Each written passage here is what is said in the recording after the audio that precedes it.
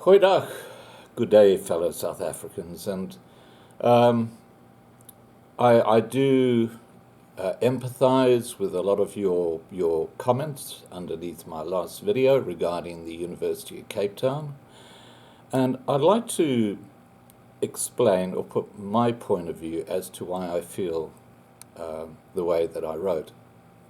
Now, the comment made by that kid, that postgraduate kid, is obviously inflammatory, and it's obviously very hurtful to a lot of people in South Africa. I totally understand that. I totally get that.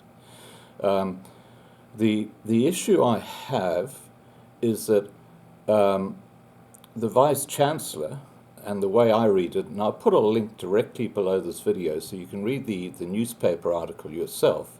The Vice Chancellor, when she commended the guy for passing, she says quite clearly in her comment, although I have not had time to look at it or study it or read it.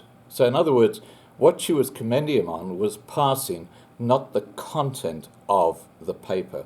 And I'll just read you verbatim what the newspaper article says. Okay, let me just get that for you. Hang on a second.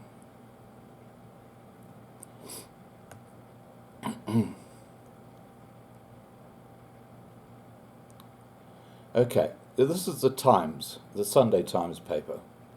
And the headline is UCT condemns divisive language in paper signed off with one settler, one bullet. Now, this was written several days ago. And when she tweeted, when the Vice Chancellor tweeted this kid, she said, "Congratulations, dear son, on completing this paper. I would like to study it at some stage." Now that suggests to me that she's actually saying, hey, well done in passing, but I haven't actually looked at what you wrote. Now if that's the case, I don't see how she can be implicated in endorsing that comment. And that's what she says in her tweet.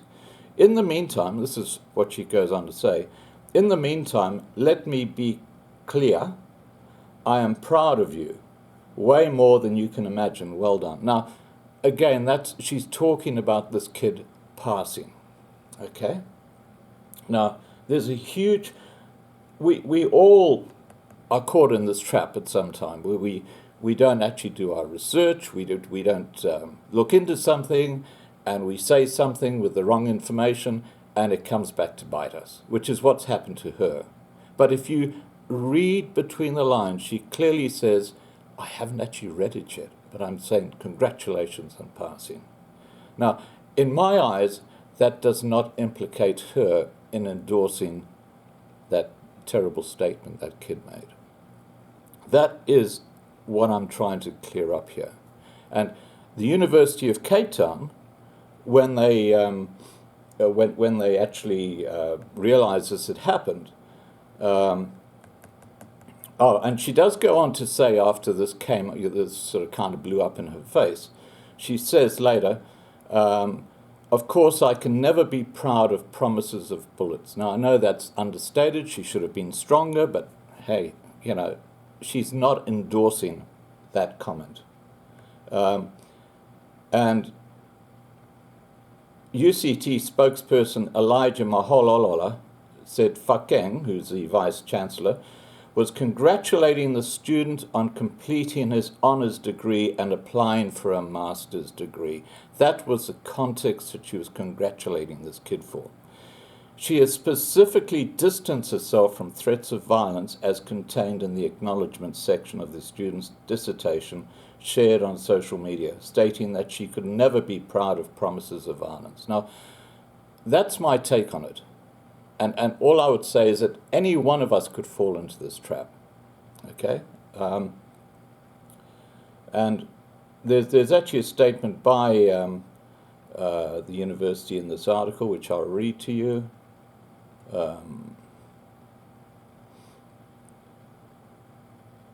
I've just got to find it here somewhere. But basically, the university in this article says, hey, this is totally unacceptable. We do not accept this kind of a language or this kind of crazy statement. Okay, so they make that very clear. Now, the more relevant and concerning issue here to me when it comes to the UCT, and it's been drawn to my attention by one of my regular subscribers, and this is a shout out to Casper, because Casper is very insightful in his comments, and he does a lot of research. And in his comment, which is under the earlier video that I posted, he writes, "One settler, one bullet caused an emotional knee-jerk reaction that unfortunately obscures the real crisis behind the story. Maxisoli Mlandu handed in a dissertation for his honours degree that was exactly 35 pages in length. From the images of the few pages available on social media, I can guarantee that any white student handy in work of that standard will be laughed all the way out of the faculty. But our academic institutions have now crawled up so far into the dark crevices of these previously disadvantaged specimens that OSOB, added to your dissertation, obviously substitutes for a further 200 pages of serious academic research, and you are welcomed by the top university in South Africa to commence your master's degree." And he goes on to say, essentially, Masikoli Mlandu has rendered the academic qualifications of all the black people that have earned their postgraduate degrees through hard work and serious academic research as suspect. Now, every black person with an honours degree, a master's degree, or even a doctorate will be tainted by the suspicion that they too added OSOB to the end of their 35-page thesis in lieu of a further 200 pages of actual serious academic study. Now, that to me is the real issue here, because the standard of qualifications in South Africa at university level, if they are going down as Casper suggests, and I don't doubt what he's saying is true, I think you can do your own research and have a look on social media. I haven't bothered to do that. I couldn't be bothered, but there'll be people here who'd like to, and they'll probably agree with Casper that the standard of work that has been submitted is very, very poor and should never have resulted in this guy passing. Now, that brings me to a related subject. One of the EFF members, I've been looking a bit into his past, Dr. Ndlozi. He's got a PhD not in medicine, but in political science. And what is particularly interesting about his PhD is that he actually started working on it in 2003, and it was only in 2017, that was last year, after he became a member of parliament in the EFF, he got his PhD in political science.